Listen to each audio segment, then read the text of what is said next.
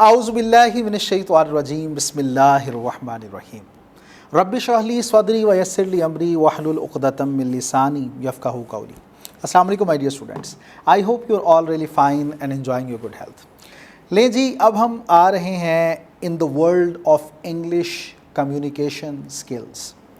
अच्छा, वैसे क्या होता है इंग्लिश कम्युनिकेशन? अगर आप में से कोई मुझे बता सके, किसी को इस बारे में थोड़ा आइडिया हो कि इंग्लिश कम्युनिकेशन क्या होता है, व्हाट इज़ इंग्लिश कम्युनिकेशन, तो इंग्लिश कम्युनिकेशन तो कम्युनिकेशन ही होगी ना, और क्या होगा। ये होता क्या है actually, what is this about.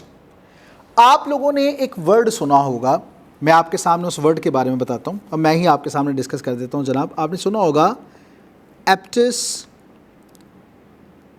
General training. अच्छा, ये वर्ड आपने सुना होगा और बहुत से स्टूडेंट, ये मैं देख रहा हूँ कि उनको ऐसा लग रहा है नहीं सर, ये तो हमने कहाँ पे सुना हुआ है। मैं बता देता हूँ जनाब, आपको मैं बताता चलूँ कि एक वर्ड है जिसको आप अक्सर सुनते रहते हैं, जिसका नाम है, लिखता हूँ मैं फिर बताता हूँ आपको। जी, क्या बोलते हैं इसे? बहुत से स्टूडेंट इसे बोलते हैं आइल्ट्स, कहते हैं जी IELTS. This is not IELTS, this is ails, this is ails. ठीक है, इसमें टी आपने उसको साउंड नहीं करना होता। दिस इज एक्चुअली आइल्स। ठीक है, तो आइल्स के अंदर याद रखें कि दो किस्म के टेस्टिंग होती है। अगर मैं उसके ऊपर बात करूं आपके सामने, तो चले मैं यहाँ पे आपको बता देता हूँ ताकि आप इसको अच्छे से अंडरस्टैंड कर लें और समझ भी लें, ताकि वंस फॉर ऑल ये चीज़ें ख़त्म हो जाएं। एक होती है जनाब एकेडमिक ट्रेनिंग, ठीक है, और आइल्स में दूसरा जो ट्रेनिंग का या टेस्टिंग का सेक्शन होता है, उसे आप नाम देते हो जनरल ट्रेनिंग का। याद रहेगा, एक मैंने बोला एकेडमिक और दूसरा जिसका नाम मैंने बोला जनरल ट्रेनिंग। अब बहुत से बच्चे ये सोच कर आए होंगे या सोच रहे होंगे कि English communication is something else, but now ऐसा नहीं है। याद रखिएगा कि ये जो पोर्शन जिसकी अभी मैंने बात आप लोगों के सामने की, जिसके बारे में मैंने अभी आपको लोगों को बताया, दिखाया, जनाब ये जो पोर्शन है ना जनरल वाला, असल में ये है जी एप्टिस जनरल ट्रेनिंग। ये पूरा कंप्लीट है और इस एप्टिस जनरल ट्रेनिंग का जो पोर्शन है, यानी आइल्स का एक major portion of general training का, ये आप लोगों से लिया जाएगा इन योर सीए करियर। और इसमें जो आप लोगों से टेस्टिंग होगी, वो टेस्टिंग होगी आपकी दो क्वालिटीज़ के ऊपर, दो सेक्शंस के ऊपर। एक आप लोगों की जनाबे वाला राइटिंग स्किल्स के ऊपर टेस्ट होगा, लिखते कैसा हैं, और जो लिखते हैं वो सही में लिखते हैं कि नहीं लिखते, इसके ऊपर टेस्टिंग होगी। और दूसरी जो टेस्टिंग होगी, that would be actually about your reading abilities. सिर्फ इन दो एबिलिटीज़ के ऊपर ECS यानी इंग्लिश कम्युनिकेशन स्किल्स में टेस्ट आप लोगों से लिया जाएगा। ये तो मैं जनरल बातें आपको बता रहा हूँ ताकि आप जो फर्स्ट जो एक मेथडोलॉजी है आप उसको अंडरस्टैंड कर लें और उसको समझ लें, ताकि एवरीथिंग विल बी कवर्ड। और आप लोगों को जो प्रॉब्लम्स है आ रही हैं, जो आप लोगों के माइंड में तरह तरह के जो क्वेश्चंस आ रहे हैं, वो कवर हों। और एक और बड़ी इंपॉर्टेंट बात मेरे बच्चों, बड़ी अहम बात ये है कि आप ये करने जा रहे हैं, तो इसका मतलब है कि आइल्स जनरल ट्रेनिंग और आइल्स के एकेडमिक पोर्शन का भी एक मेजर हिस्सा आप लोग तैयार करेंगे। यानी कोई स्टूडेंट अगर चाहे कि मैं आइल्स करना चाहता हूं, और आइल्स करने के लिए उसे इतनी ज़्यादा मेहनत नहीं करनी पड़ेगी, क्योंकि राइटिंग और रीडिंग का मेजर पोर्शन वो यहाँ इंग्लिश कम्युनिकेशन स्किल्स टेस्ट के अंदर कवर कर चुका होगा। और एक और बड़ी मज़ेदार वाली बात है वो ये कि ये जो एप्टिस जनरल ट्रेनिंग है, जो कि इंग्लिश कम्युनिकेशन स्किल्स का है, it is actually the thing जिसका टेस्ट आप लोगों से ब्रिटिश काउंसिल ही लेगा, जो कि यहाँ पे मैंने लिखा है। ब्रिटिश काउंसिल ही आप लोगों से टेस्ट इसके ऊपर लेगा। तो जनाबे वाला, अब हम विदाउट टाइम वेस्ट किए ज़रा समंदर के अंदर डाइव इन करने की तरफ बढ़ते हैं। लेकिन जिसके साथ आपने इस समंदर में कूदना है, जिस पर्सनैलिटी के साथ आपने इस समंदर के अंदर कूदना है, और भाई आपको पता तो होना चाहिए वो पर्सनैलिटी है कौन। यानी in short, you need to know who is mister instructor. Who is mister trainer? जो आपको ट्रेन करेंगे ये हैं कौन? और इनका नाम, इन महाशय का नाम जो आपको ट्रेन करेंगे, इनको कहते हैं जी सर रेहान सर।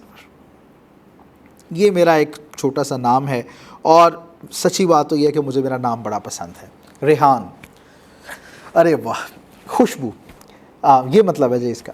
तो Rehan is the name of your trainer. और अब मैं अपने बारे में एक शॉर्ट बात आप लोगों को बताता चलता हूँ ताकि आप इसको अंडरस्टैंड कर लें। मेरा अल्हम्दुलिल्लाह 15+ ईयर्स ऑफ एक्सपीरियंस है जिसमें मैंने स्टूडेंट्स को टीच कर रहा हूँ English communication. This is my main primary subject जिसके अंदर मैं बच्चों को टीच कर रहा होता हूँ। इसके अलावा आप लोगों की जो प्रेजेंटेशन पर्सनल इफ़ेक्टिवनेस है, इसके अंदर भी अल्हम्दुलिल्लाह मैं अभी तक मोर देन 2500 स्टूडेंट्स को पढ़ा चुका हूँ। ये मैं एक बात आपको बताता चलूँ यहाँ पर कि पहले जो पीपी से रिलेटेड कंडीशंस थी उनमें आप एक क्लास में 30 से ज़्यादा स्टूडेंट्स नहीं पढ़ा सकते।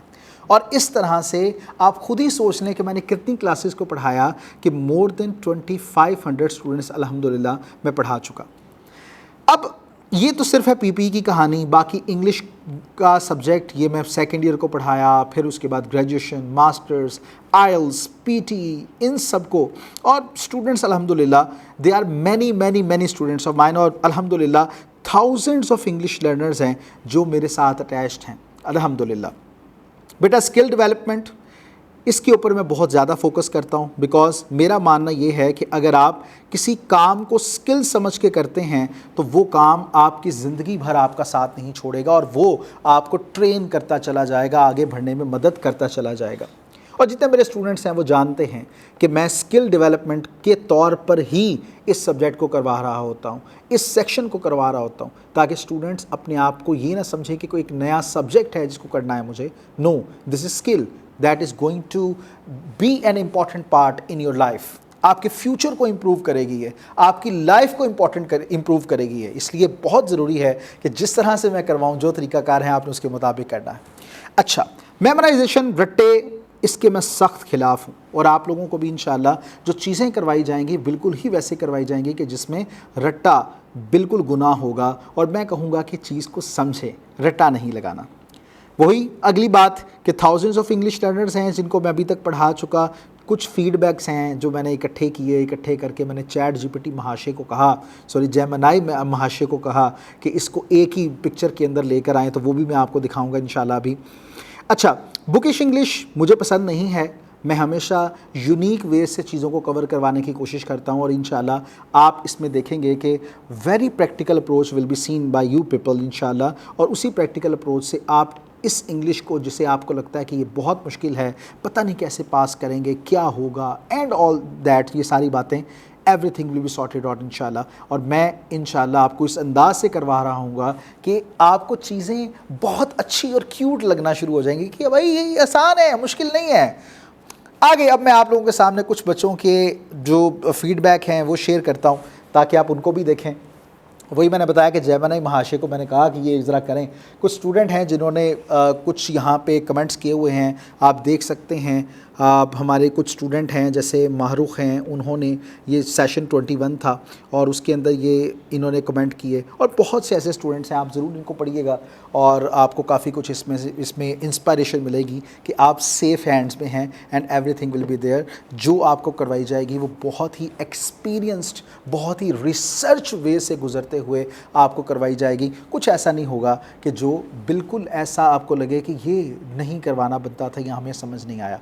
Everything will be sorted out इंशाल्लाह। तो चलें जी, अब विदाउट टाइम वेस्ट किए हम लोग बढ़ते हैं अपने इस जो इंग्लिश कम्युनिकेशन स्किल्स से रिलेटेड हमें जो सिलेबस दिया गया, जो गाइडेंस दी गई, उस गाइडेंस को ज़रा बड़े ध्यान से करने की कोशिश करते हैं ताकि हम उसको अंडरस्टैंड करें और इसको अच्छे अंदाज से समझ पाएँ।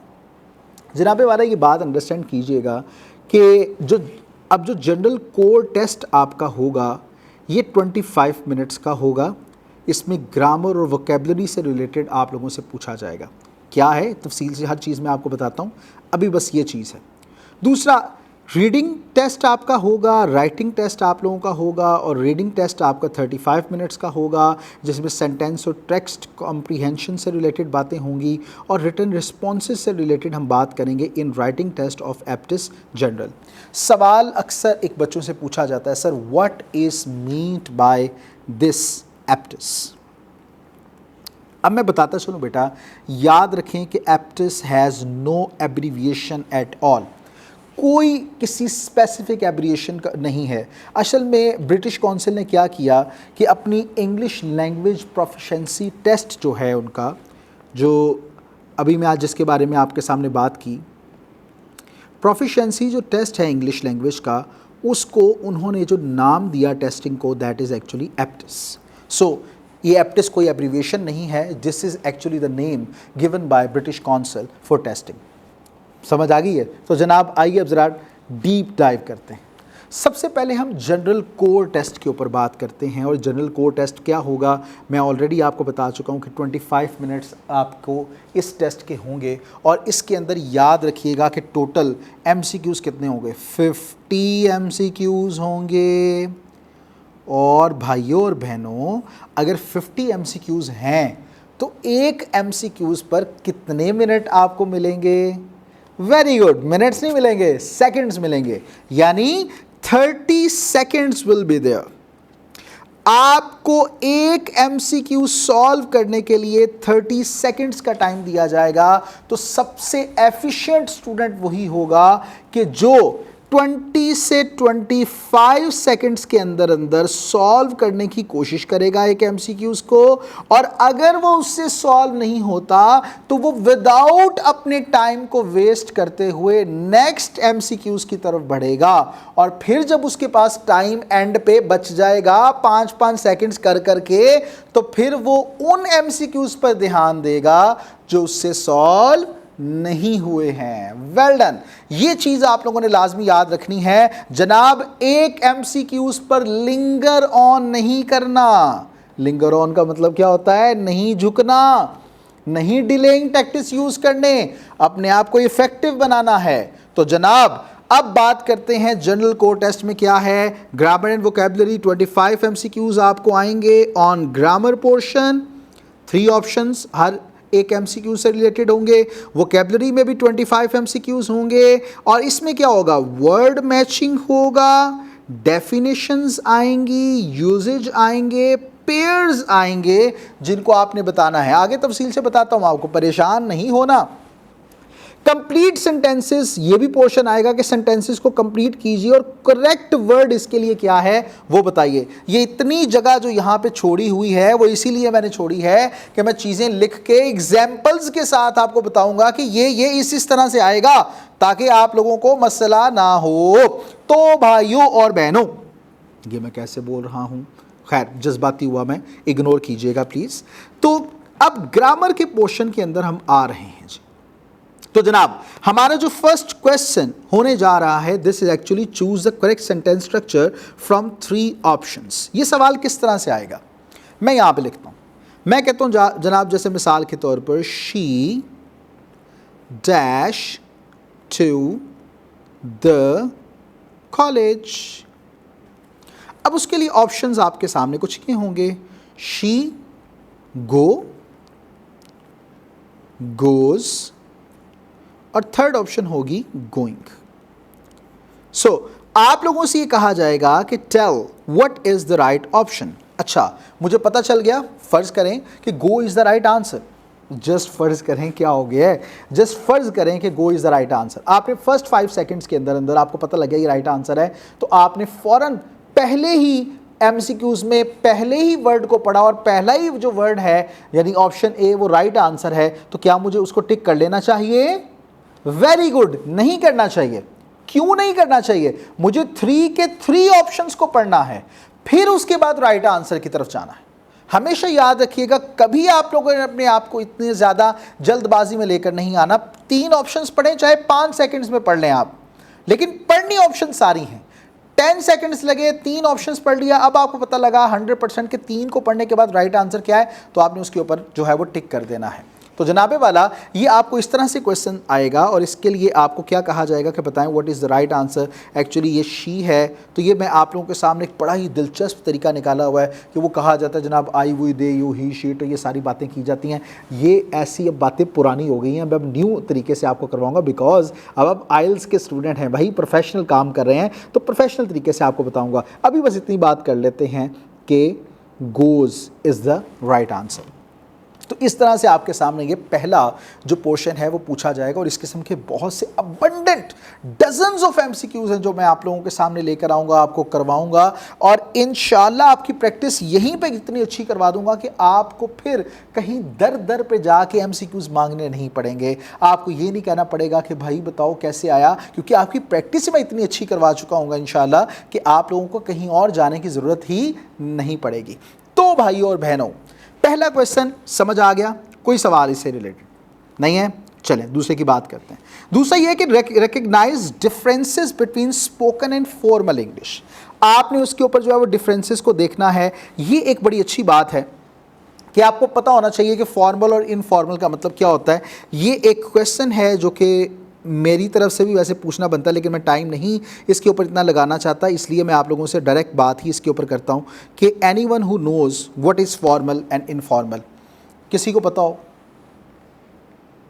हाँ हाँ ठीक है, और जी गुड। लेकिन मैं इसको ज़रा थोड़ा और बता देता हूँ। फॉर्मल क्या है, इनफॉर्मल क्या है। मैं अभी सादा अंदाज में आपसे बात करता हूं कि you all are my students. आप लोग मुझसे एक क्वेश्चन करोगे और आप मुझे कहेंगे, कैसे कहेंगे? अरे सर एक सवाल का जवाब दें सर, ये एक वे है। और दूसरा आप कहेंगे respected sir, I want you to please give me the answer of this question. आप कैसे बात करेंगे? क्या ऑप्शन ए या option B? Very good, option B will be there, respectful way में। तो फॉर्मल का मतलब क्या है? Professional and respectable way. So this will be the way in which you people are going to ask question from me. So this way is called formal way, जिसके अंदर आप formality का बहुत ज़्यादा ध्यान रखते हैं। वर्ड को याद रखिएगा, मैंने जानबूझ के बोला ताकि आप याद रखें। फॉर्मल निकला किससे? फॉर्मेलिटी से। तो जहाँ पे फॉर्मेलिटी का ख्याल रखा जाएगा, this is actually called formal way. और इनफॉर्मल क्या है? इसका उलट होगा। और सुनाओ भाई, कैसे हो? ठीक हो? दोस्त से बात कर रहे हैं, ठीक है? तो ये क्या होगा? ये इनफॉर्मल वे होगा। अब इसके अंदर आपसे पूछा जाएगा, मसलन मैं आपके सामने करता हूँ कि एक दो चीज़ें लिखता हूँ आपके सामने। चलें इस तरह करते हैं। मैं लिखता हूँ जनाब, हाउ अबाउट गोइंग आउट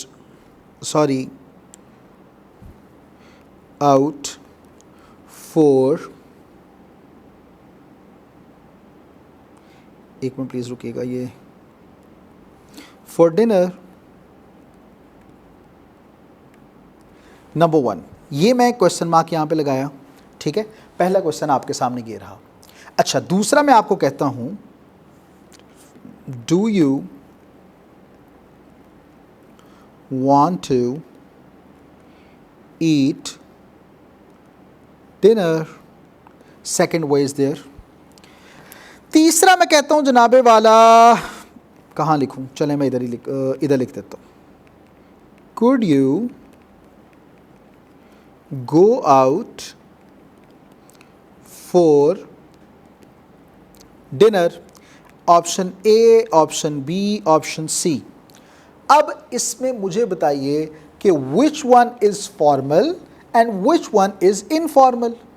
आपसे ऐसा ही पूछा जाएगा, तो आप लोगों ने बताना होगा कि जो फॉर्मल क्या है, इनफॉर्मल क्या है, उस अंदाज से, ताकि जो आंसर राइट होगा वो कंसिडर होगा अकॉर्डिंग टू स्टेटमेंट, तो फिर आपको मार्क्स उसके मिल जाएंगे। तो यही वो चीज़ है कि जो आप लोगों से पूछी जाएगी, यही वो तरीका है जिससे आपसे पूछा जाएगा। अच्छा, अब मैं इसमें नहीं टाइम इतना ज़्यादा लगाता कि फॉर्मल क्या है इनफॉर्मल क्या, क्योंकि मैंने तो अभी सिर्फ आपको बताया कि जिसमें फॉर्मेलिटी का ख्याल रखते हैं, जिसमें फॉर्मेलिटी का नहीं रखते वो इनफॉर्मल होता है। तो बाकी जब मैं आपको इन बहुत तफसील से चीज़ें बताऊँगा और कुछ टिप्स एंड ट्रिक्स बताऊंगा कि जिसके ज़रिए से आप फॉर्मल इनफॉर्मल का वेद जान सकते हैं, तो फिर आपके लिए बड़ा आसान हो जाएगा। अभी मैं नहीं पूछूंगा कि आंसर क्या है, ना ही मैं आप लोगों को बताऊंगा, लेकिन मैं आपके सामने वो मेथडोलॉजी यहाँ पे ज़रूर शेयर कर रहा हूँ ताकि आप चीज़ें जो है वो अंडरस्टैंड कर सकें। ठीक है, अगर अब मैं ऊपर बात करूँ तो देखिए मैंने भी यहाँ भी काम किया कि इनफॉर्मल के लिखिए how about going out for dinner, लिखा हुआ है यहाँ पे, यार क्या हो गया। दूसरा फॉर्मल के अंदर क्या है, would you like to dine out this evening. ठीक है, एक और वे लिखा हुआ है, लेकिन इन ऑप्शंस पे ये नहीं है, लेकिन इस तरह का ही एक बनता है। अच्छा भाइयों, अब अगली बात करते हैं हम लोग अपने इस सेक्शन को आगे बढ़ाते हुए। जनाब नेक्स्ट आपके पास जो आएगा इसी जो सेक्शन के अंदर, that is vocabulary portion. Vocabulary portion जो होगा वो एक्चुअली 4 चीज़ें हैं जिनके ऊपर टेस्ट होगा, जो कि आप यहाँ पे देख भी सकते हैं, जो कि आप यहाँ पे देख भी रहे हैं। These are actually the 4 things on which you will be tested. So अब मैं इनके ऊपर आपको बताता हूँ जी। पहला है हमारे पास find similar meaning. Similar meaning क्या है, मिसाल के तौर पर मैंने लिखा तो हुआ है, लेकिन मैं चाह रहा हूँ इसको भी मैं थोड़ा चेंज करूँ। मैं कहता हूँ, चलें इसी को ही कर लेते हैं। अच्छा, मैं लिखता हूँ यहाँ पे, चेंज चाह रहा हूँ मैं कहता हूँ जी एंग्शियस। हैप्पी वाला तो लिखा हुआ ना यहाँ पे, मैं इसके लिए 3 वर्ड्स लिखता हूँ। एंग्शियस का मतलब क्या एक्साइटेड होता है, क्या एंग्शियस का मतलब अपसेट होता है, अच्छा क्या एंग्शियस का मतलब सैड होता है। आप लोगों को इस तरह से एक वर्ड दिया जाएगा और साथ 3 ऑप्शंस होंगे और कहा जाएगा कि बताएं what is similar word for anxious या फॉर हैप्पी। इस तरह के वर्ड्स आपके सामने आएंगे। एक बड़ी अहम बात अंडरस्टैंड कर लें कि जो जनरल टेस्टिंग होती है, जनरल टेस्टिंग के अंदर मेरे बच्चों आप लोगों से एकेडमिक आइल्स नहीं है, ये जनरल आइल्स है, जनरल ट्रेनिंग है। इसमें आप लोगों से रोज़मर्रा के अंदर पूछे जाने वाले जो वर्ड्स होते हैं, बोले जाने वाले जो वर्ड्स होते हैं, उनके ऊपर ही टेस्ट किया जाएगा। यानी ये इतना ज़्यादा मुश्किल आपके लिए नहीं होगा जितना आइल्स आपके लिए एकेडमिक होता है। ये बात याद रखिएगा। कुछ ऐसे टीचर्स होंगे, यकीनन ऐसे होंगे अनफॉर्चुनेटली, जो आप लोगों को बहुत ही मुश्किल वर्ड्स करवा रहे होंगे और कहेंगे कि आप इन वर्ड्स को करें और इन्हीं के थ्रू आप अपने आप को तैयार करें। मैं कहूँगा आप ऐसा मत कीजिएगा। आप जिससे मर्जी पढ़े हैं, that is not the issue, all teachers are respectable for me. लेकिन एक बड़ी इंपॉर्टेंट चीज़ है वो ये वाली कि जनरल ट्रेनिंग के अंदर आप लोगों से मुश्किल वर्ड्स के बारे में नहीं बात की जा रही होती। वो जनरल आपकी एबिलिटीज़ को जानना चाहते हैं, वो आप लोगों की एकेडमिक एबिलिटीज़ को नहीं समझना चाह रहे होते। ठीक है, तो ये भी आप लोगों ने अपने माइंड में लाजमी रखना है कि सिंपल वर्ड्स होते हैं वो अक्सर जो बोले जाने वाले वर्ड्स हैं उनके ऊपर आपसे टेस्टिंग होगी। दूसरा क्या है, match definitions to the correct word. अब इसके ऊपर आ जाते हैं। अच्छा, ये जो मैच डेफिनेशंस हैं ये क्या है। अब मिसाल के तौर पे मैं लिखता हूँ अ पर्सन, मैंने यहाँ पे लिखे हुए हैं कुछ, लेकिन मैं उनमें से नहीं कर रहा, न्यू आप लोगों के सामने कर रहा हूँ ताकि आप लोगों को जो है ना वो न्यू चीज़ों के बारे में पता चले ना। अच्छा जी, मैं कहता हूँ कि a person who loves his country. क्या कहते हैं जी उसे। अब मैं आप लोगों से पूछता हूँ, ऑप्शंस आते हैं, फिर आप लोगों ने मुझे बताना है। ऑप्शन ए है जी, हम कहते हैं उसे ट्रेटर। ट्रेटर जो मुल्क से मोहब्बत करता है। दूसरा ऑप्शन है जी हमारे पास पैट्रियट। पैट्रियट। तीसरा ऑप्शन है हमारे पास विलन। वो शख्स जो मुल्क से मोहब्बत करे उसे क्या कहते हैं, ट्रेटर। ये ट्रेटर क्या होता है, ट्रेटर कहते हैं बागी को। तो जो मुल्क से मोहब्बत करे वो बागी कहलाता है। इसी तरह पैट्रियट, वो शख्स जो मुल्क से मोहब्बत करे उसे पैट्रियट कहते हैं। पैट्रियट का मतलब वैसे होता है मुहिब्बे वतन, a one who loves his country. लेकिन ऑप्शन क्या, आई डोंट नो, पहले मुझे थर्ड वन तो पढ़ने देना। थर्ड इज़ विलन, उसे विलन कहते हैं? पता नहीं, मुझे नहीं पता, आपको पता होगा कि राइट आंसर क्या है। तो इसी तरह से आपके सामने सेकंड होगा वर्ड डेफिनेशन, जिसमें आप लोगों ने बताना होगा कि वो क्या है। A van that carries patients from to hospital, ऐसी गाड़ी जो पेशेंट्स को हॉस्पिटल लेकर जाती है उसे क्या कहते हैं? और ऐसी गाड़ी जो आपको नारायण का गान लेकर जाती है उसे क्या कहते हैं? कुछ ऐसे ही क्वेश्चंस आपसे पूछे जाएंगे, बड़ी आसान से, मुश्किल इतना नहीं होगा, मैं वो सारा डाटा आपको प्रोवाइड करूंगा। वंस अगेन घबराना नहीं है। तीसरा वर्ड यूजेज हमारे पास आएगा, choose the correct word to complete the sentence. अच्छा जी, ये भी वही बात है, करेक्ट वर्ड इसके अंदर क्या होगा कि जो सेंटेंस को कंप्लीट करेगा। मैं कहता हूं जनाब, अब वर्ड आया ना तो पूरा वर्ड आएगा। अब वर्ड में मैं मिसाल के तौर पर आपके सामने कहता हूं, ही डैश फॉर हिज टर्न। अब यहां पे वर्ड को कंप्लीट करना है तो मैं इसको बताता हूं, a waiting, third one clears, clear लिख लेता हूं, और थर्ड में कहता हूं वेट्स। तो वही बात आपको कहा जाएगा कि जनाब करेक्ट वर्ड बताएं ताकि ये सेंटेंस कंप्लीट हो जाए। अब हो सकता है कि यहाँ पे फोर को उन्होंने मिस किया हो सकता है उन्होंने हिज को यहाँ पे मिस किया हो, तो कंप्लीट वर्ड यहाँ पे आ सकता है, और हो सकता है उन्होंने वर्ब को मिस किया हो, तो वो कुछ भी हो सकता है। तो आपने बताना है कि राइट आंसर क्या है। वो शी वाले ही बात से आता है तो जाहिर सी बात है ही वाली भी बात वो शी के कलीकुरी भी है, मतलब ये नहीं है वो दोनों एक से होते हैं, मतलब मेरा ये है कि ही से मुराद बंदा शरीफ होते हैं और शी से मुराद बुढ़ी शरीफ होती हैं। तो इसलिए ही और शी ये दोनों एक ही कैटेगरी हैं, मतलब ये है कि एक मुज़क्कर है एक मोनस है, तो इसलिए ही के साथ भी हम वेट्स लगाएंगे। ठीक है, तो इसी तरह नंबर 4 के ऊपर आते हैं, सेलेक्ट कॉमन कॉम्बिनेशंस। अच्छा, कॉम्बिनेशंस क्या होते हैं? मैं कहता हूं जनाब, मिसाल के तौर पर मैं एक आपके सामने वर्ड लिखता हूं, मैं कहता हूं जनाब टर्न डाउन, एक वर्ड। दूसरा मैं लिखता हूं टर्न डाउन ऑन टू, लिखते हैं टर्न डाउन इनटू, लिखते हैं, फिर उसके बाद लिख देते हैं टर्न डाउन खाली।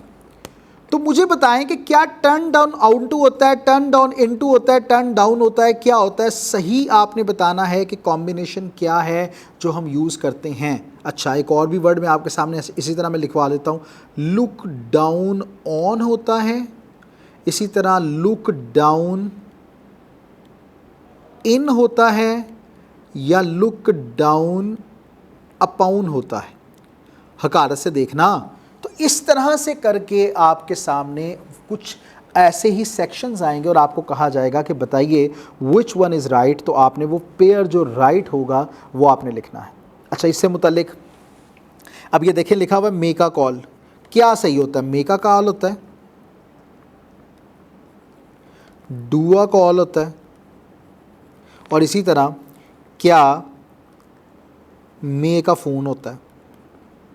सही क्या होगा? इस तरह से आप लोगों को दिए जाएंगे और आपने उनके आंसर देने, और वंस अगेन आपको इंशाल्लाह एवरीथिंग विल बी गिवन और कंप्लीट डाटा दिया जाएगा ताकि आप उसको अच्छे तरीके से कवर करें और सब चीज़ें आपको समझ आती चली जाएं और चीज़ें कवर हों। जनाब, ये तो हो गया हमारा पोर्शन जिसके अंदर हमने बात की है जनाब वोकैबुलरी की, हमने बात की है ग्रामर की, और वो पोर्शन मैं आपको बता दिया सिर्फ इसलिए कि आपका ये जो पोर्शन है वो अच्छे अंदाज से कवर हो और आपको समझ आ जाएगी किस तरह से आपसे पूछा जाएगा। अगर ये चीज़ें आप कवर कर सकें और ये बड़े अच्छे अंदाज से आप इसके आंसर ले लें तो आप मुझे बताएं कितने मार्क्स आपको मिलेंगे। ये टेस्ट वैसे कितने मार्क्स का था? सिर्फ ये वाला पोर्शन बताइए। हाँ जी, आप बताएं। Very good. तो जनाब 25 मार्क्स थे इसके, और टोटल एमसीक्यूज़ कितने पूछे जाने थे? हाँ जी, 50 एमसीक्यूज़। तो 50 एमसीक्यूज़ टोटल आएंगे, 25 मार्क्स आप लोगों ने लेने हैं, और एक एमसीक्यूज़ पे आपने 30 सेकंड लगाने हैं, उससे ज़्यादा नहीं होगा, और उसका भी मैंने क्राइटेरिया बता दिया कि वो आपने कैसे लगाने हैं। ठीक है, तो जनाब दिस इज़ ऑल जो मैंने आपको बताया फर्स्ट पोर्शन का। तो आइए अब ज़रा सेकेंड टेस्टिंग की तरफ चलते हैं, that is general reading test. जनाब ये जो जनरल रीडिंग टेस्ट होगा इसके बारे में मैं आपको बताऊं कि ये 35 मिनट्स का होगा, टोटल 35 मिनट्स। कैसे डिस्ट्रीब्यूशन होगी, क्या होगी, एवरीथिंग विल बी गिवन, लेकिन अभी मैं आप लोगों को बस ये आइडियाज़ दे दूं ताकि आपको समझ आए। 4 पार्ट्स होंगे जो कि डिफरेंट रीडिंग स्किल्स के ऊपर आपको जज कर रहे होंगे, आपको देख रहे होंगे कि आपको कितना आता है, कितना आप चीज़ों के बारे में जानते हैं और ये सब बातें। पार्ट 1 और 2 की बात करते हैं तो पार्ट 1 के अंदर आपको सेंटेंस कॉम्प्रीहेंशन कहा जाएगा कि इसको आप समझें। कोहेरेंस से रिलेटेड बात की होगी, कोहेरेंस क्या होते हैं उसके बारे में हम बात करते हैं और मैं आपको एग्जांपल्स के साथ अभी समझाता और बताता हूँ। पार्ट 3 और 4 की बात करते हैं तो ओपिनियन मैचिंग के ऊपर बात होगी और लॉन्ग टेक्स्ट कॉम्प्रीहेंशन के ऊपर बात होगी। ये कंप्लीट एक कुछ आपको छोटे छोटे पैराग्राफ्स आएंगे और या एक कंप्लीट पैराग्राफ बढ़ाएगा और उसमें कहा जाएगा कि ये जो पैराग्राफ था, कंप्लीट पैसेज है उसका, ये जो पैराग्राफ था ये किसने कहा था और उसने किस रिलेटेड बात की थी। ऐसी चीज़ें होंगी, मैं अभी आपको वो भी दिखाता और बताता हूँ। तो 8 to 9 मिनट्स हमेशा याद रखिएगा, आपने पर पार्ट पे लगाएंगे तो ये अच्छा हो जाएगा। मेरी सजेशन आप लोगों को ये होगी कि आप लोगों ने करना ये है कि जो फर्स्ट पोर्शन है, फर्स्ट 2, इन पे आप 7 to 8 मिनट्स लगाएं। थर्ड पोर्शन के ऊपर आप जो है वो आप लगा लें 9 मिनट्स, हद 10 मिनट्स से ऊपर मत जाइएगा, ठीक है। फिर उसके बाद बाकी जितना टाइम आपको बचता है 3 मिनट्स स्पेयर करके आपने वो सारे का सारा लॉन्ग टेक्स्ट कॉम्प्रीहेंशन पे लगाना है, क्योंकि ये थोड़ा सा ट्रिकी होगा, इसको अच्छे अंदाज से आपने समझना होगा। तो आइए भाइयों बहनों मैं आप लोगों को समझाऊँ। फर्स्ट 3 पार्ट्स की पहले बात करते हैं, वो कैसे होंगे। तो जनाब हमारे पास पहला है choose a correct verb form. हमने वो पीछे पढ़ा, he dash to school, I dash to school, इस तरह की बातें। और इसमें क्या आएगा, आई के साथ गो आएगा, ही के साथ क्या आएगा, इस किस्म की बातें। वही एमसीक्यूज़ आपसे यहाँ पे भी पूछे जाएंगे, इससे मिलते जुलते। टेक्स्ट कोहेरेंस में क्या होगा, इसमें आप लोगों से जनाब ये बड़ा मज़ेदार और ट्रिकी किस्म का काम होगा, ये मैं आपको समझाता हूँ। मैं आपके सामने 3 सेंटेंस लिखता हूँ, लिखे मैंने यहाँ पे हुए हैं ताकि वो मुझे ज़्यादा यहाँ पे सोचना ना पड़े, तो मैं लिखे हुए से आपको बता दूँ। तो जनाब पहला मैंने लिखा हुआ है, ये ज़रा आपने मुझे बताना है। पहला है ये, we had a great time at the park, it was, ये एक ही सेंटेंस है अभी, यानी मतलब एक ही सेक्शन जा रहा है। It was Sunny and warm, number 1 ये हो गया, ये ए लिखा हुआ होगा। फिर उसके बाद बी ऑप्शन में आपके सामने क्या आएगा, वो आएगा then we went to the lake. Option C आपके सामने कुछ इस तरह से होगा, afterwards we had a picnic. अब आपसे ये कहा जाएगा कि इनको अरेंज कीजिए और आप ज़रा बताइए कि ऑप्शन ए में, यानी पहले कौन सा सेंटेंस आना चाहिए, कौन सी ऑप्शन आनी चाहिए, क्या ए, बी या सी आनी चाहिए। इसी तरह बी में, इसी तरह सी में, यानी पहला, दूसरा, तीसरा अरेंज कीजिए सेंटेंसेस को, और यही आपसे सेक्शन जो है वो आपसे एक किया जाएगा कि इसको रीअरेंज करें। अच्छा, इसके लिए कुछ टिप हैं जो मैं आप लोगों को दूंगा, और बहुत टिप्स मैंने इसके ऊपर संभाल के रखी हुई हैं और बड़ा अच्छा इसके ऊपर मैंने काम किया हुआ है। इंशाल्लाह आप लोग देखेंगे, मज़ा आएगा आप लोगों को। लेकिन मैं कुछ चीज़ें आपको यहाँ पे समझा देता हूँ। देखें ये लिखा हुआ है, क्या कुछ हिंट्स हैं यहीं पे मैं समझा देता हूँ ताकि आपको पता चले कि भाई ये बड़ा आसान है, मुश्किल नहीं है, क्या हो गया है। तो जनाब देखिए, मैं कहता हूँ जी देन, कभी भी कोई सेंटेंस देन से शुरू हुआ है, फिर मैंने ये किया, क्या ये सेंटेंस 1 हो सकता है, कभी भी हो सकता है, कभी नहीं हो सकता। इसी तरह आफ्टरवर्ड्स, उसके बाद, ओ भाई ये क्या सेंटेंस का स्टार्टर कभी हो सकता है। इसका मतलब ये हुआ कि जनाब कभी भी जो सी और बी है ये सेंटेंस नंबर 1 हो ही नहीं सकते। तो क्या होगा, ये होगा we had a great time at the park, it was sunny and warm. अच्छा, सनी और वार्म था, फिर उसके बाद अगली बात क्या होगा, सेंटेंस के पिछले सेंटेंस के साथ ताल्लुक को कायम रखने के लिए हम कौन से वर्ड्स यूज करते हैं, कनेक्टिंग वर्ड्स यूज करते हैं, वो हम बात करेंगे। और मैं वैसे अभी आपको बता देता हूं कि उसके बाद ऑप्शन सी आएगा जो कि आफ्टर वर्ड्स वाला है, और फिर देन आएगा, ठीक है। तो जनाब ये जो एक छोटा सा सिलसिला होगा ये आप लोगों से पूछा जाएगा और इसके ऊपर ही आप काम कर रहे होंगे। और वंस अगेन आप लोगों ने बिल्कुल परेशान नहीं होना, हर चीज़ में आप लोगों को कवर करवाऊंगा, आप सेफ हैंड्स में हैं। आप लोगों को बहुत अच्छे तरीके से समझाया और बताया जाएगा कि इस तरह से आप लोगों को काम दिया जाएगा। तो जनाबे वाला नेक्स्ट पोर्शन की तरफ बढ़ते हैं और नेक्स्ट पोर्शन हमारे पास जो है वो भी ज़रा मज़ेदार सा, वो ये है कि match statements to correct person. Statements आपने करेक्ट पर्सन के साथ जो है वो मैच करनी है। मिसाल के तौर पर अब मैं कहता हूं कि मैं बोल देता हूं, इतना ज़्यादा लिखना वो आपका भी टाइम और हमारा टाइम भी थोड़ा सा ना जाएगा। मैं कहता हूं जनाब आपसे कि yesterday we had pizza and it was delicious. अब मैं कहता हूं अगला सेंटेंस, और वो मैं नहीं कह रहा, वो मेरा दोस्त कह रहा है। वो मेरा दोस्त मुझे कहता है कि जनाब it cost 2000 rupees, it is a little high amount. Third one क्या कहता है जी? थर्ड वन फर्स्ट कह रहे हैं, मेरा एक और दोस्त है, हम कह देते हैं मिसाल के तौर पे हम कहते हैं वो है रहमान, अब्दुर्रहमान। और अब्दुर्रहमान हमें कहता है, पहले वाले ने बता दिया कि जो पिज़्ज़ा लिया वो बड़ा ही डिलीशियस था। दूसरे ने क्या बात बोली, उसने कहा कि जनाब हाँ लेकिन इसके ना पैसे बहुत ज़्यादा थे। और थर्ड ने कहा extra topping of pizza was fantastic, I love that. अब आप लोगों से सवाल पूछे जाएंगे, जिसके अंदर क्या कहा जाएगा? Statements. Who gave statement about pizza taste. Pizza के टेस्ट के ऊपर किसने जो है वो बात की? एक आप याद रखें कि आपको पता चला था कि जो पर्सन ए थे उन्होंने वर्ड यूज़ किया था डिलीशियस, ठीक है। और तीसरे जो पर्सन थे उन्होंने एक्स्ट्रा टॉपिंग के ऊपर बात की थी, टेस्ट के ऊपर बात नहीं की, एक्स्ट्रा टॉपिंग के ऊपर बात की कि उन्हें एक्स्ट्रा टॉपिंग बड़ी अच्छी लगी, यानी लोगों ने एक्स्ट्रा फेवर दी उन्हें, पिज़्ज़ा वालों ने। तो जनाब इसका मतलब है कि ये वर्ड डिलीशियस हमें बताता है किसके बारे में? टेस्ट के बारे में। तो मतलब ये हुआ कि हमें पता चल गया कि टेस्ट के बारे में जो बात कर रहा है that person is person number A. इसी तरह आपसे पूछा जाएगा कि who was more concerned about the price. तो प्राइस के बारे में कंसर्न्ड कौन थे? पर्सन बी थे ना, तो आप यहां पे लिख देंगे पर्सन बी। और इसी तरह एक्स्ट्रा फेवर्स के ऊपर कौन ज़्यादा थे? तो ये एक्स्ट्रा टॉपिंग की जब बात आई तो इसका मतलब है हम बात यहाँ पे करेंगे ऑप्शन सी के ऊपर, पर्सन सी के ऊपर। तो इस तरह से आपके पास जो थर्ड क्वेश्चन आएगा जिसमें ये कहा जाएगा कि you have to match the opinion by person, तो इस तरह का सेक्शन आपसे एक पूछा चला जाएगा। तो आगे बढ़ते हैं और सेक्शन बात करते हैं लॉन्ग टेक्स्ट कॉम्प्रीहेंशन। इसमें क्या होगा कि एक लॉन्गर पैसेज आपको दिया जाएगा 15 से 200 वर्ड्स का, जनरल टॉपिक से मुतालिक। वही बात, जनरल टेस्टिंग है तो जनरल टॉपिक से रिलेटेड। और करेक्ट हेडिंग आपने बतानी है जो समराइज करेगी उस पैसेज को।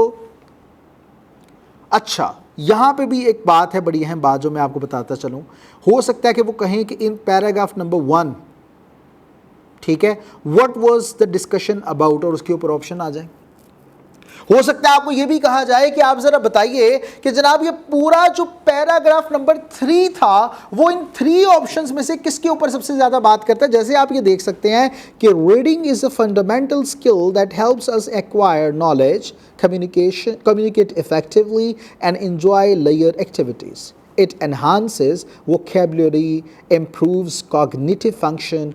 People who read regularly tend to have higher levels of focus and better comprehension skills. अब आपसे ये पूछा जाएगा इन पैराग्राफ नंबर 1, जो कि मैंने एक ही लिखा इसलिए मैंने बात कर दी, choose the correct heading for this passage or for this paragraph. तो जनाब आपके ख्याल में इंपॉर्टेंस ऑफ रीडिंग के ऊपर बात हो रही है, सारे पढ़ने option, benefits of physical exercise के ऊपर बात हो रही है, या how to improve reading skills उसके ऊपर बात हो रही है। क्या बताया जा रहा है कि कैसे इंप्रूव करनी है reading skills? No, this is not the right answer. क्या बताया जा रहा है कि फिजिकल एक्सरसाइज के बेनिफिट्स क्या हैं? वो इसमें तो ऐसी कोई बात ही नहीं हुई। गुड, तो हमारे पास ऑप्शन कौन सी ठीक बचती है, जो कि ऑप्शन नंबर ए है। तो ऐसा ही आप लोगों से एक सेक्शन पूछा जाएगा और जिस सेक्शन के अंदर आप लोगों को बताना होगा उन क्वेश्चंस के आंसर्स के बारे में जो कि आप लोगों से पूछे चले जाएंगे। वंस अगेन ये भी एमसीक्यूज बेस्ड ही होगा, सेक्शन एमसीक्यूज बेस्ड ही है ये वाला। क्लियर है? कोई इसमें परेशानी नहीं आपको, कोई tension, anything that you want to ask? Good है, तो आइए फिर ज़रा आगे बढ़ते हैं और अब डिस्कस करते हैं about general writing test. Reading हो गया, अब आ गया जनाब राइटिंग टेस्ट।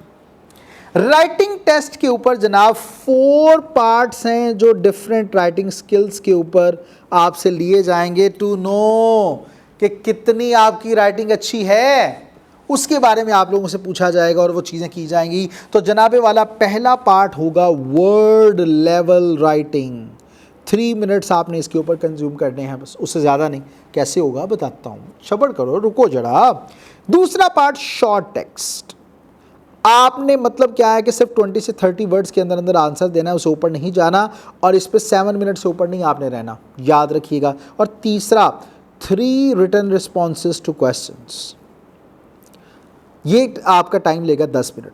क्या है बताता हूँ सारा, डोंट वरी। 4 फॉर्मल और इनफॉर्मल राइटिंग, आपसे लिखवाया जाएगा फॉर्मल और इनफॉर्मल राइटिंग, और उसके ऊपर आपने किस तरह आएगा बताता हूँ अभी आपको भी, आप बस चेक करें। तो जनाब पार्ट 1 की तरफ आते हैं। तो याद रखिएगा ये वर्ड लेवल राइटिंग का जो सेक्शन है 3 मिनट्स का होगा। इसमें टास्क आपको दिया जाएगा respond to a few text messages. अच्छा, मैं आपका कहता हूँ व्हाट इज़ योर नेम, नहीं पूरा नहीं बोलना, सिर्फ इतना, अब्दुल रहमान, ठीक है। इसी तरह what is your name, Ayesha, एक विलन, सॉरी, हाँ आयशा, वेरी गुड, इसी तरह आपने बोलना है। तो this is the way, one word answer, कोई लॉन्ग आपने आंसर्स नहीं देने, कोई ऐसी बात नहीं आपने करनी। तो जनाब what is your favourite colour, blue, बस, my favourite colour is blue, no, only one word answer. Clear है? इसके ऊपर आपने 3 मिनट लगाने और फोकस क्या होगा, स्पेलिंग्स गलत नहीं होने चाहिए, कुछ भी हो जाए भूलना नहीं मेरे बच्चों। कैपिटलाइजेशन यानी आपकी पंक्चुएशन अच्छी होनी चाहिए, पंक्चुएशन अच्छा होना बहुत ज़रूरी है। I will try my best कि मैं आपको पंक्चुएशन करवाऊँ यहाँ पे, और ये पंक्चुएशन का बेहतर होना ये बड़ा अच्छा होता है। अच्छा, ये पंक्चुएशन का यहाँ पे बताया भी हुआ है, कैपिटलाइजेशन भी पंक्चुएशन का एक पार्ट है कि किस वर्ड है, कौन सा वर्ड है जिसका फर्स्ट लेटर कैपिटल होगा, तो ये भी पंक्चुएशन का एक पार्ट है। इसके ऊपर ज़्यादा याद रखें, इसके अंदर ग्रामर का तो कोई लिंक ही नहीं है ना भाई, ग्रामर का लिंक ही कोई नहीं है, क्योंकि आंसर 1 वर्ड होगा, ठीक है। इससे ऊपर जाने यानी मिनिमम पॉसिबल वर्ड्स पे ऊपर आपने आंसर देना है। बाकी मैं तफसील जब आपको करवाऊंगा, बहुत सी हम प्रैक्टिस करेंगे तो वो चीज़ें कवर होती चली जाएंगी इंशाल्लाह। दूसरा पार्ट हमारे पास क्या है, शॉर्ट टेक्स्ट, और वही बात 20 से 30 वर्ड्स, इससे ऊपर आपने नहीं जाना, 7 मिनट्स, ठीक है, इसके ऊपर आप देंगे। गिवन टॉपिक पर आपने 20 से 30 वर्ड्स में लिखना है, उससे ऊपर नहीं जाना, और रिस्पॉन्स क्लियर होना चाहिए, प्रिसाइज होना चाहिए। इसमें फोकस क्या है कि ग्रामर, पंक्चुएशन, स्पेलिंग्स और टॉपिक के ऊपर रहना ये बहुत ज़्यादा ज़रूरी होगा। आप लोगों को एक छोटा सा टास्क देता हूँ, और इसके अंदर मैं चाहूँगा कि मैं इस कैमरे को भी बंद नहीं करूँगा ताकि ये रिकॉर्डिंग भी होती चली जाए, और जो मुझे इस वक्त देख रहे हैं through this world of camera, तो मैं वीडियो, मैं उनको भी ये ज़रूर कहूँगा कि वो भी ये काम करें। मैं कहूँगा कि describe your day, describe your day in front of me. मुझे बताइए कि आपका आज का दिन कैसा रहा। सिर्फ आप लोगों के पास इसके, चूँकि यहाँ पे तो दिए गए हैं 7 मिनट्स, लेकिन मैं आपको दूंगा टाइम जस्ट और जस्ट 5 मिनट्स का। तो जल्दी से ज़रा शुरू हो जाएं और मुझे बताइए कि आपका आज का दिन कैसा गुजरा। शुरू हो जाएं जी, जल्दी से स्टार्ट हो जाएं, शाबाश। 5 मिनट्स, उससे ज़्यादा टाइम नहीं है जी, जल्दी करें।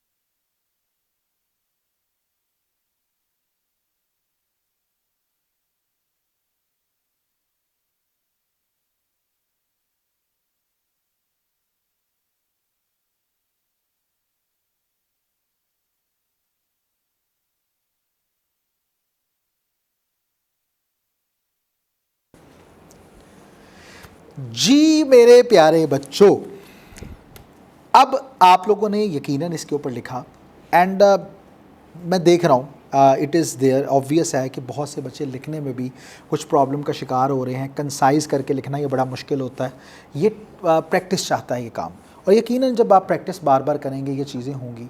आप लोगों को अभी मैं चूँकि ये चेक नहीं कर रहा क्योंकि मैं नहीं चाह रहा कि मैं आज का फर्स्ट डे जो है वो इसको इतना ज़्यादा इस टाइम को जो है वो यूटिलाइज़ करूँ इन चेकिंग करने वाले कामों में, तो आप सब मुझे व्हाट्सएप कर दीजिएगा। इंशाल्लाह मैं आप सबके चेक करके तो उसके ऊपर मैं ऑडियो में कमेंट कर दूँगा कि इसको इस तरह से किया जाना चाहिए था। खैर वो तो बागे मैंने करवाना है, वो सब कुछ ठीक हो जाएगा।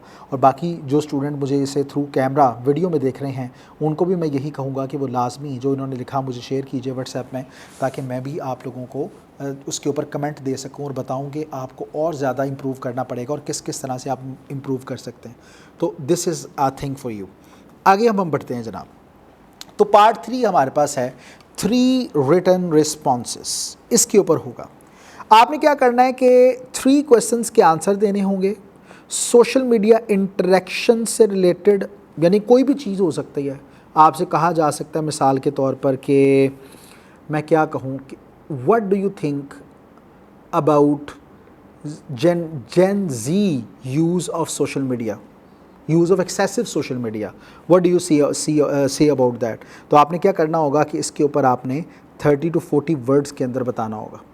पीछे हमने जो बात की उसके अंदर आप देख सकते हैं कि वो 20 से 30 वर्ड्स थे, 7 मिनट से ज़्यादा टाइम स्पेंड नहीं इसके ऊपर करना। और ये वाला जो है इसमें 30 से 40 वर्ड्स हैं, इससे ऊपर आप लोगों ने नहीं जाना। तो जब कहा जाता है कि 30 to 40, तो इसका मतलब ये है कि आप 41 नहीं होने देंगे, आप 40 तक ही रहेंगे। चलो 38 हो जाएं, 39 हो जाएं, बट ये 41 नहीं होने चाहिए। इस चीज़ का ख्याल करना है, ठीक है।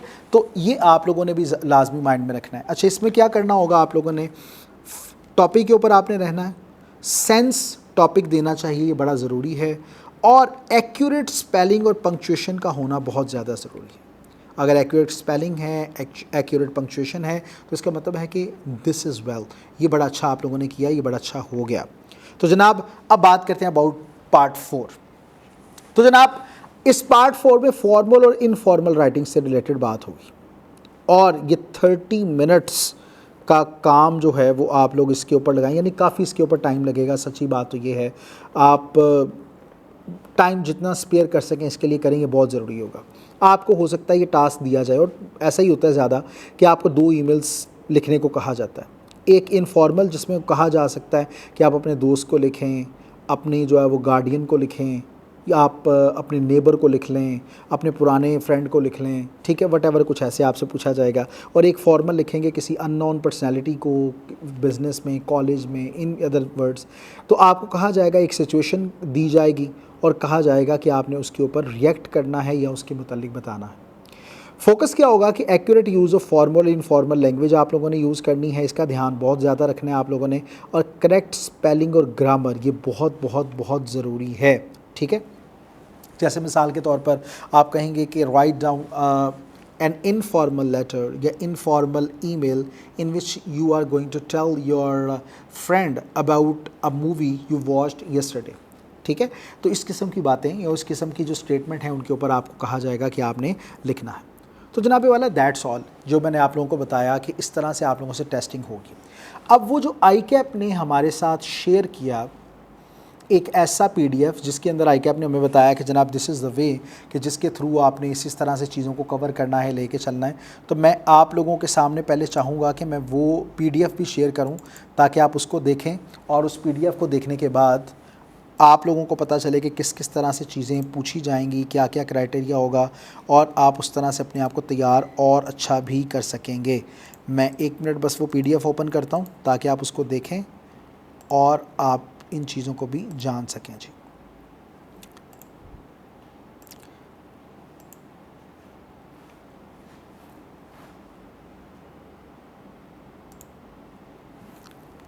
तो भाइयों और बहनों, बस मैं ओपन कर रहा हूँ, आपने बस घबराना नहीं है। और ये आ चुकी है आपके सामने वो फ़ाइल। तो जनाबे वाला ये है वो PDF जो कि हमें शेयर किया गया, हमें दिया गया फ्रॉम ICAP, और ICAP ने हमें कहा कि जनाब आपने इसके मुताबिक तैयारी करनी है।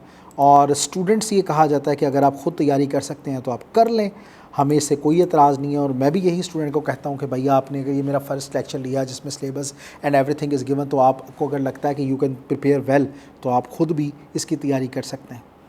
अच्छा, तो जनाब वही बात जो मैंने आप लोगों को बताई है, अब जो पहला पार्ट ग्रामर का है उसके लिए उन्होंने प्रिपरेशन टिप्स दी हुई हैं और उन्होंने कुछ लिंक्स शेयर किए हैं और बताया है कि आप इन लिंक्स पे जाके आप तैयारी कर सकते हैं, चीज़ों को देख सकते हैं, अपनी टेस्टिंग कर सकते हैं और इससे मटेरियल को हासिल कर सकते हैं। इसी तरह वोकेबलरी का पोर्शन है तो उसमें भी आपको कहा गया कि आप इस पार्ट ऑफ टेस्ट को अगर तैयार करना चाहते हैं तो इंग्लिश वेबसाइट में गेम्स और एक्टिविटीज़ हैं जिससे आपकी क्या होगी, वोकेबलरी इंप्रूव करने के लिए आप इन सेक्शंस को लेके चल सकते हैं। ये मैं आप लोगों को ज़रूर कहूँगा क्योंकि वोकेबलरी का पोर्शन वो पोर्शन होता है कि जिसमें डेली बेसिस पे अगर आप 10 to 15 वर्ड्स अगर आप देखते हैं, उन गेम्स की तरह से उसे करते हैं, MCQs की तरह उसे करते हैं, वो जो मैं टिप्स दूंगा उस टिप्स के मुताबिक करते रहेंगे तो इंशाल्लाह वोकेबलरी आपकी बहुत अच्छी होती चली जाएगी। इसी तरह बताया गया आपकी इस रीडिंग टेस्ट से रिलेटेड जो 35 मिनट्स का सेक्शन है, तो इसमें भी अगर आप प्रिपरेशन करना चाहते हैं तो उन्होंने आप लोगों को गाइड की है, बताया है कि किस किस तरह से आपने पढ़ना है। मैंने वैसे अभी हर चीज़ आपको बताई है और यहाँ पे भी बिल्कुल वैसी ही चीज़ें बताई गई हैं। और जनाब ये टोटल आपके पास वो सेक्शन है कि जिसके ऊपर आपका टेस्ट होगा और उन चीज़ों के ऊपर आपको बताया जाएगा। ये सिर्फ दिखाने का मकसद ये था कि आप सब इसको भी एक नज़र लाजमी पढ़िएगा और देखिएगा कि मैंने जो आपको सिलेबस से रिलेटेड गाइडलाइन दी है कहीं कुछ ऐसा तो नहीं जो मैंने आप लोगों को नहीं बताया लेकिन यहाँ पे लिखा हुआ है। आप देख ज़रूर लीजिएगा, मिलेगा कुछ नहीं ऐसा लेकिन देख ज़रूर लीजिएगा। देखना अच्छी बात है, ज़रूरी बात है। तो जनाब that's all from the syllabus of hours.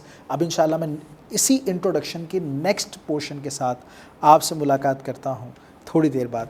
अपना ढेर सारा ख्याल रखिएगा। अल्लाह हाफ़िज़।